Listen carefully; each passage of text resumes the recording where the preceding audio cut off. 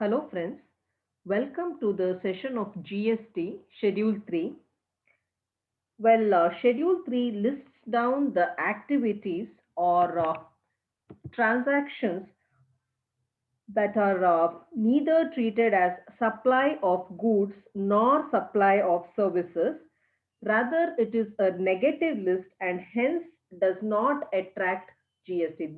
The list of 10 transactions under Schedule 3 does not attract GST as it is considered neither as goods nor as services. Let us start with each one of them. There are 10 transactions listed.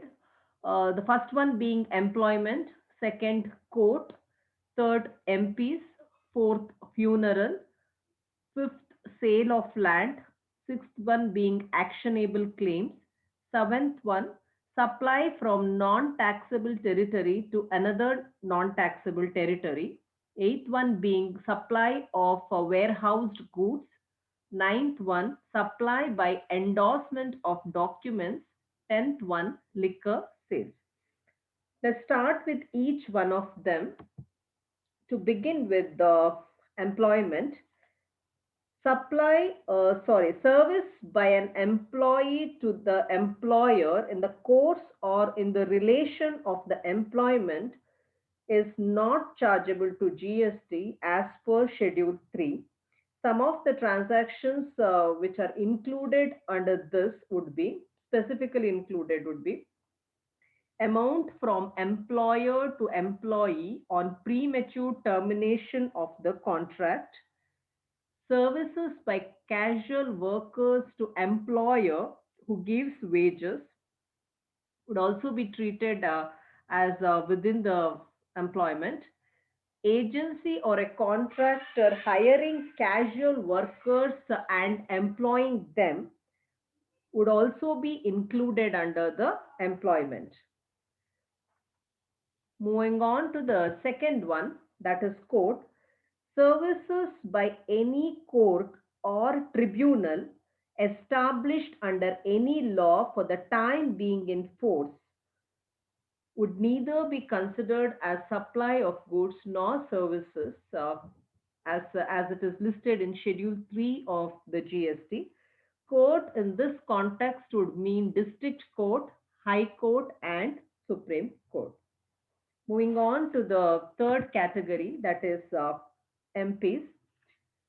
Functions performed by the members, duties by any person who holds any position or post as per constitution, duties of members or director of any establishment by a central government, state government or local authority would be out of the ambit of GST as it is listed under Schedule 3. Moving on to the fourth category, that is funeral, burial, crematorium, or the transportation of the deceased. Any services relating to these activities would neither be treated as supply of goods nor services as per Schedule 3 of the GST, and hence it will not attract GST. Moving on to the fifth category, that is sale of land. Sale of land and sale of building will not attract GST as it is neither the goods nor treated as services. Only if and if the entire consideration is received after the issuance of completion certificate or before the first occupancy, whichever is earlier. However, construction of any building or complex would be chargeable to tax. Moving on to the sixth category, that is actionable claims. Friends, basically actionable claims means a claim for any amount receivable. Just to quote few of them, it may be claim of arrears of rent, claim for profit by a partner of a firm, claim for PF, that is Provident Fund, claim for an insurance maturity amount, All actionable claims does not attract GST as it is clearly listed down in the negative list, that is Schedule 3, except few of them which you can see in the slide, that is lottery, betting and gambling. These are the exceptions to this, and lottery, betting and gambling will, though being an actionable claim, will attract GST as it is an exception under Schedule 3. Moving on to the seventh category, that is supply from non-taxable territory to another non-taxable territory. In this context, it is very, very important to understand the two terminologies, that is merchant trade and import.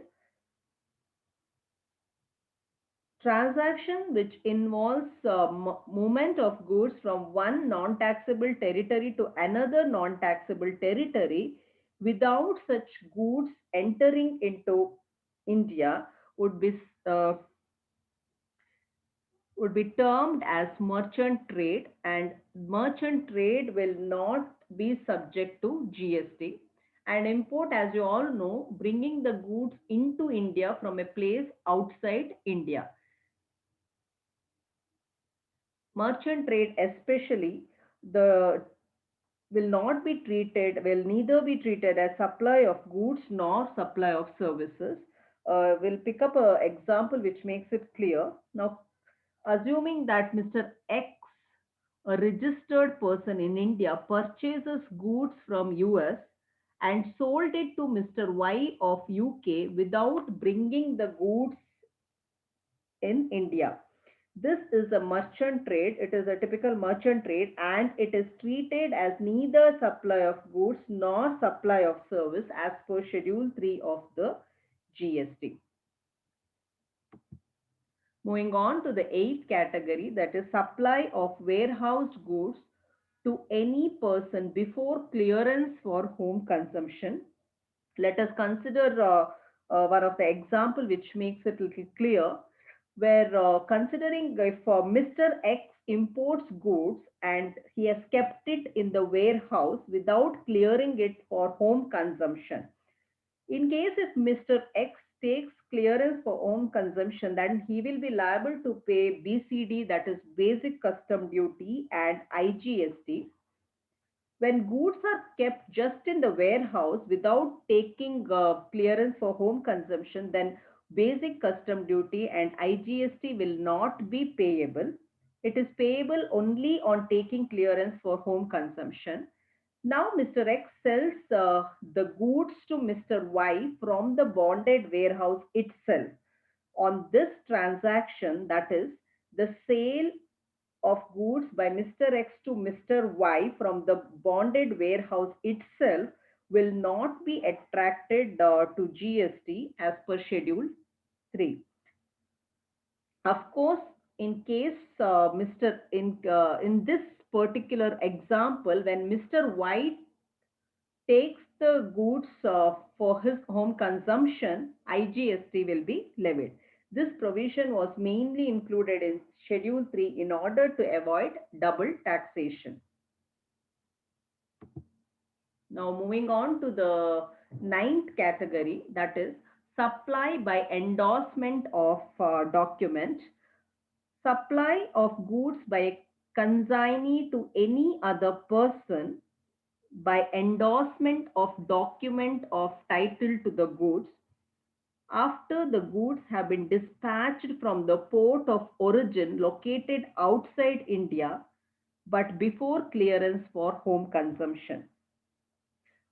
This particular transaction is neither sale of goods nor services as per Schedule 3 of the GST. Let's consider one of the example which makes it clear.